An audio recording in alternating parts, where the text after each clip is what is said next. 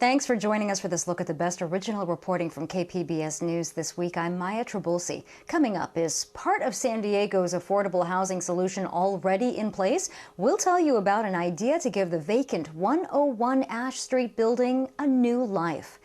The week started with a soaking from Tropical Storm Hilary. What did all that rain do for the risk of wildfires in San Diego County? And KPBS is launching this year's One Book, One San Diego campaign. You can see the big reveal for the books we're showcasing in 2023. Well, it's back to school time for San Diego's largest school district. KPBS education reporter MG Perez spent opening day at Hoover High, where some of San Diego Unified's 100,000 students are beginning a new year. It's great! 1, 2, They didn't miss a beat. The Hoover High School Band and cheerleading squad here to welcome 2,200 students back to school.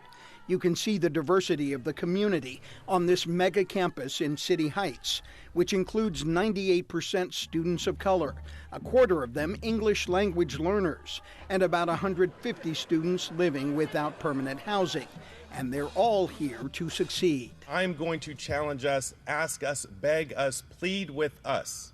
Create the conditions for them to be amazing now and into the future. Hooray! Hooray! These are some of the players on the girls' flag football team, a new league sport coming to 17 San Diego Unified campuses for the first time. It's good because you want to encourage more people, like little kids, to look up at you, and I feel pretty nice with it. It's really fun because we never had flag football at our school before, so it's the first time, and it's like nice to make history. Your blood pressure's like around 130, like between 140. Juniors and seniors at Hoover will begin sports medicine classes this fall. Now you can angle it up through the hand. This renovated classroom space will be used to educate students on how to practice medical protocols on each other while working to improve their academic grade point averages and explore career options. EMT, physical therapy, nurse. If you think of the skill sets we're learning here, it doesn't limit us to just, athletic training. There is more than academics happening here on the Hoover High campus this year. This is one of the district's premier community schools, which means support programs for the whole student. Hoover has a medical and dental clinic on campus through a partnership with La Maestra Family Health Centers. Feeding San Diego provides 4,600 pounds of dry food and fresh fruits and vegetables every month to stock the school pantry for families to use. And there is therapy and individual counseling sessions available too. You can't learn if you're hungry. You can't learn if you're having trouble at home. You can't learn if you're dealing with mental health issues. You can't learn if your stomach hurts and you have an underlying medical condition. So we want our kids to perform at a high level. We need to make sure that we're meeting all their needs. And this is just the first day of school. MG Perez, KPBS News. The San Ysidro School District closed its campuses on Friday due to a boil water notice issued for South Bay communities. State officials say E. coli bacteria was detected in the drinking water system. And we have a map of the affected area at kpbs.org. It also includes parts of Chula Vista, Coronado, Imperial Beach, and San Diego. So be sure to check throughout the weekend as updates are given. The advisory will stay in effect until lab results show that no bacteria is in the water supply. And we all know that San Diego needs more affordable housing. At least one local developer says part of the solution might be in one of downtown San Diego's most visible and infamous buildings. KPBS Metro reporter Andrew Bowen tells us what the future might hold for 101 Ash Street. 101 Ash has become synonymous with political scandals and bad real estate deals. The city overpaid for the downtown high-rise in 2016. It then botched renovations and discovered the city's own broker had also been working for the building's seller. But despite its toxic history, real estate firm Revin Capital hopes to gut the building and turn it into nearly 400 units of affordable housing. Stephen Russell of the nonprofit San Diego Housing Federation says downtown has thousands of low-wage jobs in tourism and hospitality, and those workers need more housing options. I think that if we can get more affordable housing there, so the folks who are actually working in those towers, who are actually servicing the people who work in those towers, or can benefit, like many of the seniors do down there, from being close to activities, social activities, all of that. I'm actually really excited about the future for the center. Converting office buildings to housing is easier said than done. The building's asbestos will have to be removed, and it needs new electrical, HVAC, and plumbing systems. But Russell says from an environmental standpoint, reusing a high-rise is better than tearing it down and building something new. Notwithstanding the fact that it's gotten a bad reputation because of the politics surrounding it, it is actually an extraordinary building with great bones, very dignified facade. I mean, it has, and is representative of a very particular era in San Diego's history in the mid '60s, when we were really striving to be something more. Big questions remain. How will the project be financed? Will the deal be a net loss for city taxpayers? And if so, is the gain in affordable housing worth that cost? The city and Revan Capital will soon kick off a 90-day negotiating period to try and strike a deal, which would ultimately need the approval of the city council. Andrew Bowen, KPBS News.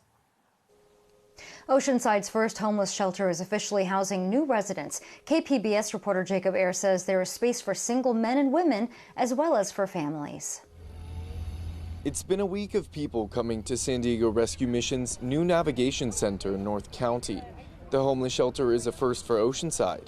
So far, it's housing about 15 residents. They come to this room after they've been admitted, and they get sheets, they get a blanket, they get a pillow, they get hygiene material, and they get the opportunity after they shower to get new shoes, new clothing. Donnie D is the head of the San Diego Rescue Mission, the organization contracted by the city of Oceanside to run the shelter program.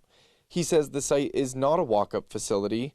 People will be referred to the center for 30-day stays. And so last Thursday we started admitting guests, is what we call them, right from the streets, either the Oceanside Police Department dropping them off, or they're coming from our shower trailer outreach unit. There is some skepticism about the new facility among Oceanside's homeless population. This man, who would not tell us his real name, grew up in Oceanside and is now homeless, living near the service provider Brother Benno's. He didn't want to show his face on camera. I've heard mixed things about what kind of help they actually offer. They like to they like to take people in, but they also push them away. He's referring to the 30-day limit of the facility, but D says almost anyone can stay there, including single men and women as well as families. And there's no faith-based component required at the North County shelter, and they welcome all people. They're receiving a safe place to sleep. They're receiving the opportunity to use our facilities, our shower, our day center, the computers, things like that. They are receiving 3 meals a day, and they're also being asked, they're required to see a case manager. And it's through that case management that we figure out where you go next. This is short-term housing. We don't think you're going to be here longer than 30 days. The goal is to increase the center's residents to 50 people over the next month. D says the Navigation Center has capacity for 100 people at once, which is their long-term goal. Jacob Ayer, KPBS News. It's not every week we can say a tropical storm moved through San Diego, but that was the case on Sunday. KPBS environment reporter Eric Anderson tells us how the soaking might ease the risk of wildfires in the weeks ahead. Several rainfall records for August fell Sunday. Escondido, Vista, and Cuyamaca all set records. The National Weather Service predicted rainfall would be heaviest in the mountains, and it was. More than 6 inches fell at Palomar Mountain. At Mount Laguna, the recorded rainfall topped 4.5 inches. The rain has the added benefit of tamping down the risk of wildfires in the backcountry. Now with this rainstorm, hopefully that will be less of a concern, but the wind can dry out our fuels very rapidly. And so, if we have a couple of Santa Ana wind events, what are our fuel conditions going to look like? That has yet to be seen. Schutz says this storm does not eliminate the risk for the rest of the year. Both of the county's most destructive wildfires, the Cedar in 2003 and Witch Creek in 2007, were sparked in late October. Unlike spring rains, which feed plant growth, this soaking likely won't add to wildfire fuel loads. We might see new growth on as far as new grasses and whatnot, but I don't think it's really going to be enough to build up the fuel, the real fire potential on this one. CAL FIRE officials say they'll continue monitoring moisture levels in plants in the backcountry during the region's hottest months. They hope the short-term benefits of an August rainstorm won't become a long-term liability during peak fire season this fall. Eric Anderson, KPBS News. The Hawaiian island of Maui is in the early stages of recovering from deadly wildfires that devastated communities this month. San Diego is playing a role in helping Hawaii's people and their families and their animals, John Carroll updates us on some of that work. Over the last couple of nights, some very special Hawaiians have been arriving at San Diego International Airport, refugees of the four-legged variety. After the fire, we knew that adoption rates were going to plummet. That's Monica Petrozelli from the Helen Woodward Animal Center in Rancho Santa Fe. She's holding Buddy.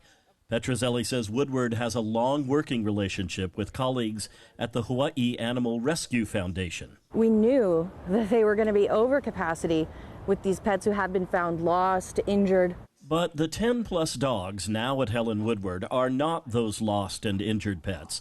Petrozelli says it was apparent from the start that the shelters in Maui would quickly be over capacity with those animals that found themselves homeless. What our partners needed the most when we asked them was space. They are currently trying to build makeshift kennels because they're out of room. The final flight of refugees will arrive tonight. That group will consist of felines, but for now, the canine arrivals are being assessed, getting everything they need. I checked to see if there's any nasal ocular discharge. Brianne Snedden is a member of the Woodward medical team. This one would pass. It does have a little bit of debris in the ear, so we would do an ear cleaning. Getting these animals to San Diego is a group effort. Alaska Airlines is flying them here for free. Petrozelli says Woodward is getting financial help from the Lewitt and San Diego foundations. The dogs and soon-to-arrive cats will all be here until at least September 5th, when they will start to be put up for adoption. On a wall in the Helen Woodward lobby, there are plaques, tributes to our four-legged friends, and there is the Helen Woodward slogan, people helping animals and animals helping people. You'll notice it starts and ends with us, so please consider adopting one of these Maui refugees or any one of the other hundreds of dogs and cats here that need a loving home. John Carroll, KPBS News. Well, it is tarantula mating season in San Diego. You may be seeing more of the crawling creatures, especially in the East County. Matt Hoffman has more on what to do if one ends up in your house. What we're seeing right now is males are just on the hunt for love, man. That's it. They're trying to breed. They're trying to find females. Matt Thomas is CEO of Pet Kingdom in the Midway area. He says California's bronze and black tarantulas will be mating through October, and that means males are actively out looking for mates. He's already seen a lot of them around his alpine home. My neighbors, like on the next door app, everyone's freaking out that they're in their kitchen, so we'll go and remove them. But yeah, it's East County, it's real prevalent right now. Thomas says the desert areas will also see a lot of the spiders. The one he's handling isn't exactly what residents in San Diego would see, but size-wise, it's about the same. This is a Mexican red knee tarantula. We just strongly recommend, there's no real need to kill the animal. So just relocating it, it's just gonna move on. You know, it's not in your house trying to feed off you or your pets or do anything like that. Thomas says tarantulas are an important part of the local ecosystem, and even though venomous, they're relatively tame. If you were to get bit by one, it's just, you'll have some like local swelling in that area, maybe a little bit redness, but that's about it. Then it was time for me to see just how docile tarantulas are. You're just an object. This thing doesn't... Oh, it feels heavy. You can a little bit of weight to it, yeah. That's a little scary. Thomas says garages are a common place that residents might see the spiders. They may get a little defensive. If you do see those front legs come up, they arch back, just, you know, give them a second to kind of relax. They'll stop freaking out and you could safely get them in a cup, or dustpan is probably the easiest thing to do. Oh, wow. Thomas says tarantulas are popular pets because they're low maintenance, but pet stores aren't allowed to sell native species. Other varieties can run anywhere from $25 to more than $200. Matt Hoffman, KPBS News. You can find episodes of KPBS News This Week and all of our stories on the KPBS YouTube page. Subscribe and get notifications for new content when it's posted. And that is also where we live stream KPBS Evening Edition weeknights at 5. And that story on tarantulas was one of our most popular this week. Here are some of the others. We saw huge interest in Tropical Storm Hilary, especially how it affected coastal communities like Imperial Beach. And accountability in East County as KPBS investigates questionable spending by Ramona's Cemetery District. And a piece of the Berlin Wall finds a new home in Tijuana. Courage, hope, advocacy, and solidarity. Those are the themes for One Book, One San Diego 2023. In recent days, KPBS revealed this year's selections for readers of all ages. Here's more on this year's titles and some special comments from the authors. KPBS and our community partners celebrate 17 years of One Book, One San Diego. We're excited to announce the 2023 selections. For adults, New York Times bestseller The Sum of Us, What Racism Costs Everyone and How We Can Prosper Together by Heather McGee. Hi, my name is Heather McGee and I'm the author of The Sum of Us, What Racism Costs Everyone and How We Can Prosper Together. And I am over the moon that this book is going to be a part of One Book, One San Diego. I wrote The Sum of Us as a result of a journey that I took across the country from California to Mississippi to Maine and back again multiple times in search of an answer to a question you might have asked yourselves at some point, which is, why does it seem like we can't have nice things in America? And I don't mean drive-through espresso, I mean nice things like world-class infrastructure and a well-funded school in every neighborhood, a solution to homelessness. My journey introduced me to Americans of all stripes and all walks of life who helped me see what's holding us back from coming together to find common solutions to our common problems. The Sum of Us is a book about America, about race and racism, about class and the economy. It's full of stories of everyday people. It's a book about our history and our common future. But most importantly, it's a hopeful book. I hope that reading it will make you more optimistic about our shared future. I hope you'll read it, share it with your friends and neighbors, and then join me on Tuesday, September 26th, and we'll talk about it all. Thank you, San Diego. For tweens and teens, Newbery Honor Award winner Ivelisse Explains It All by Andrea Beatriz Arango and illustrator Alyssa Bermudez. Hola, hola. My name is Andrea Beatriz Arango, and I'm the author of Ivelisse Explains It All. Ivelisse lo explica todo. And I'm so excited to be part of One Book, One San Diego this year. I wrote Ivelisse because I wanted to have more conversations about how hard it is to be a middle schooler struggling with mental health and surrounded by friends and family who love you but maybe don't understand you or know how to support you in the best way. I'm excited for One Book, One San Diego because I hope that this means more students will find Ivelisse in both languages. Spanish is my first language, so I'm extra excited that this book exists in my native tongue as well. And I can't wait to travel to San Diego in December to celebrate with you all. Nos vemos pronto! And our title for kids, Nigel in the Moon, from debut author Antoine Eady and artist Gracie Jong. Hello everyone, my name is Antoine Eady, author of Nigel and the Moon, and I'm super thrilled to be a part of this year's One Book, One San Diego. Nigel and the Moon, illustrated by Gracie Zhang, is a story about a boy who's afraid to tell the world his dreams, so he shares them with the moon at night. My book was inspired by my childhood, having grown up in South Carolina where I could dream without limitations. But I was also inspired by all of you, the shy dreamers, the brave dreamers, dreamers of all ages from all walks of life. Thank you so much for reading and receiving Nigel into your homes and into your hearts. I'm forever grateful. And I look forward to sharing more with all of you soon in San Diego. Thank you again. See you soon. Many thanks to our One Book, One San Diego sponsors and community partners. Pick up these books at your local library or from an independent bookstore and read with us. Also join us for community events across the region. To learn more, visit kpbs.org/onebook. California's $310 billion state budget is now being allocated, and the city of San Diego is benefiting to the tune of nearly $25 million. KPBS reporter John Carroll says some of those funds will benefit Balboa Park. More than $7 million from the state will be spent largely on infrastructure projects inside two familiar places. We're so excited and so grateful. That's Chris Lazich. She's the Vice President for Advancement at the Fleet Science Center.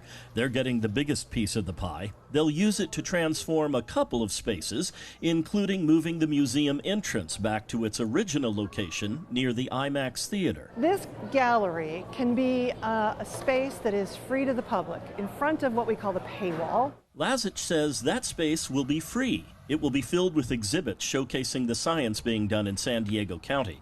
The current entrance will be transformed too, making use of its 32-foot-high ceiling. What we are planning to do is make that into a gallery space where we can put a climbing tree that goes all the way up through that space, rather than just using the bottom half. A space in the basement that hasn't been used in 20 years will become home to an exhibit called Science of the Impossible.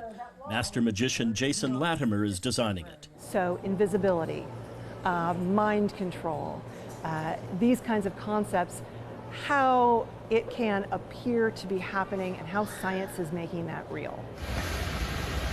Across the way from the Fleet, the Natural History Museum is getting the second biggest chunk of funding, $1.3 million. We are really excited and grateful to be getting this money. Natural History Museum President and CEO Judy Gradwall says the museum will use the money for repairs and upgrades. We are looking at replacing our roof. We've got air conditioning system that needs work and several other things that will all provide energy savings.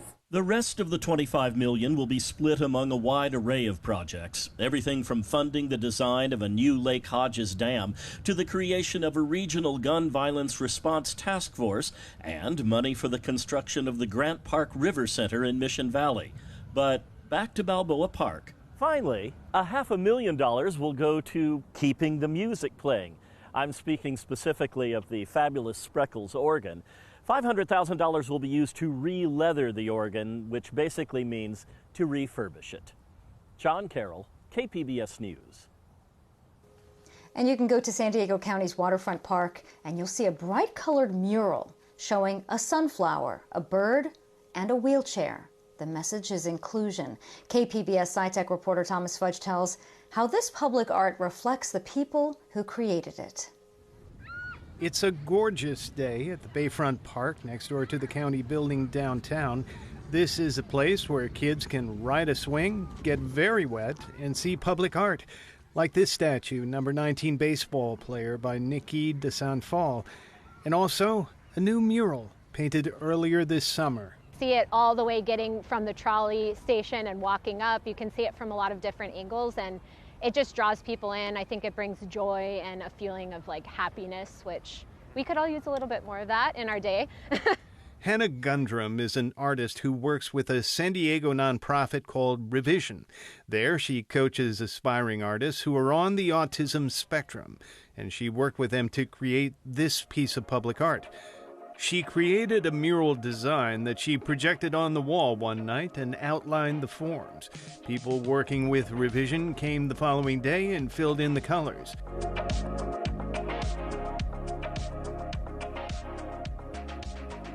But before that, Gundrum got ideas from lots of people about what images would present the right story and message.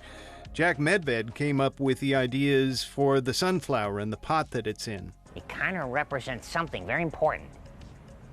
Inclusion for others is a great way to respect the circle of life. Well, something like that. Medved is a person with autism. Some of his paintings are on display at a downtown coffee shop next to Pokey's restaurant. Revision founder and director Joy Bow calls art a unifying force because it doesn't completely reveal the person behind it. When you see a beautiful piece of art, you don't necessarily think who would have created this, what type of person is behind this. You immediately have a reaction to the art itself. So the person comes secondary to the experience that you're having when you're viewing art. Therefore, she says, with art you judge the creation. You don't really judge the artist or their personality. She likes to use the expression neurodiversity when talking about people on the autism spectrum. A lot of times people cannot communicate typically through speech and language, but they might have a gift of objects. They might have a gift of piecing items together, creating a sculpture or putting colors together really beautifully. And to me, that's a form of communication as well. Everybody has a blessing. Not every artist is the same here. We are all blessed with unique gifts and talents, and it doesn't matter what colors you choose and no wrong place or right place to start. Because the mural sits in a very popular waterfront park, it'll be seen by lots of people, from families to tourists to people who are homeless. Gundrum hopes they all remember something good.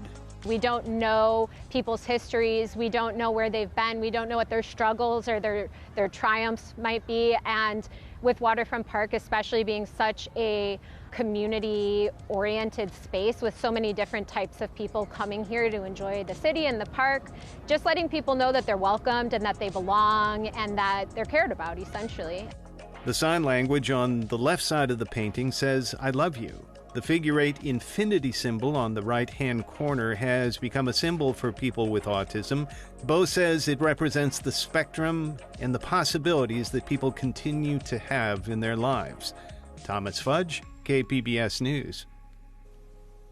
And the story is part of an ongoing series about public art in the San Diego region. You can find more of our stories at kpbs.org/publicart. And we hope that you enjoyed this look at KPBS News this week. I'm Maya Trabulsi. Thanks for joining us.